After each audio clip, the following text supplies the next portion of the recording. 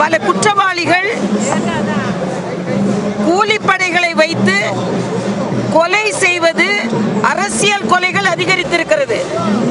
இதில் அரசியல் பின்புலம் இல்லை என்று இப்பொழுதே அதிகாரிகள் ஏன் சொல்ல ஆரம்பித்திருக்கிறார்கள் என்று நான் கேட்கிறேன். யார் தீர்மானம் செய்வது, யார் தீர்ப்பு கூறுவது? தமிழகத்தில் போலி சரக்குகளும் அதிகரித்து விட்டது, போலி சரண்டர்களும் அதிகரித்து விட்டது. போலி சரக்கு, போலி சரண்டர். இன்று உண்மையான குற்றவாளிகள் பிடிபடவில்லை.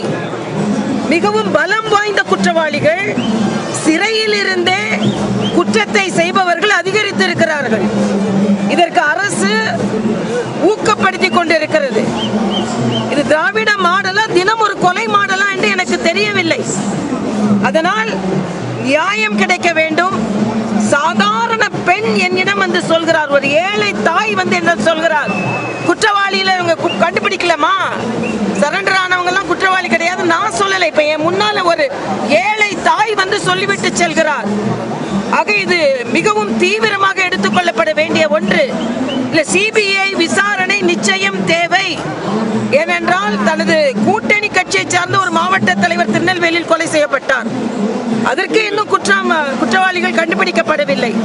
நேற்று முன்தினம் அதிமுகவை சார்ந்தவர், அதற்கப்புறம் விசிகாவை சார்ந்தவர், இன்று பாமகவை சார்ந்தவர் வெட்டின ஜிப்மரில் உயிருக்கு போராடி கொண்டிருக்கிறார். ஆக அரசியல் கொலைகள் அதிகரித்திருக்கிறது.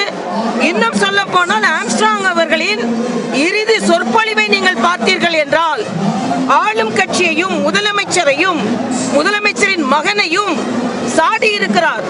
நம்மை அந்த கட்சியில் சேர்க்க வேண்டும் என்று அவர்கள் திட்டமிடுகிறார்கள். நாம் அதில் சேர்க்க மாட்டோம், சேர மாட்டோம் என்று சொல்கிறார். ஆக அரசியல் பின்புலம் இருக்கிறது. அரசியல் பின்புலம் இல்லை என்று இப்பொழுதே ஏன் அதிகாரிகள் சொல்ல ஆரம்பித்திருக்கிறார்கள் என்று எனக்கு தெரியவில்லை. இது வடசென்னை, முதலமைச்சரின் தொகுதியும் இந்த வடசென்னைக்குள் தான் இருக்கிறது. ஆனால் இந்த வடசென்னை பல அராஜகத்திற்கும் பல குற்றங்களுக்கும் புகலிடமாக மாறிக்கொண்டிருக்கிறது. புகலிடம் கொடுத்தவர்கள் கொலை செய்யப்படுகிறார்கள். பல ஏழைகளுக்கு புகலிடம் கொடுத்தவர்கள் கொலை செய்யப்படுகிறார்கள். ஆக இது உடனே விசாரிக்கப்பட வேண்டும். முதல்வர் இனிமேலும் தூங்குவதில் அர்த்தமில்லை என்பது எனது கருத்து. கள்ளக்குறிச்சிக்கு போக மாட்டோம், இங்க வந்து என்னன்னு கேட்க மாட்டோம். உடனே செயலில் இறங்கினாதான் நான் மற்றவங்க அவங்களே வந்து சரண்டர் ஆயிட்டாங்களாம். இதெல்லாம் ஒப்புக்கொள்ள முடியாத ஒன்று. தீவிரமாக விசாரிக்கப்பட வேண்டும், நியாயம் கிடைக்க வேண்டும். இதுதான் கடைசி கொலையாக இருக்க வேண்டும் தமிழகத்தில், அரசியல் கொலை என்பதை நான் தெரிவித்துக் கொள்கிறேன். மிகுந்த மன வருத்தத்தோடு நான் பேசுகிறேன்.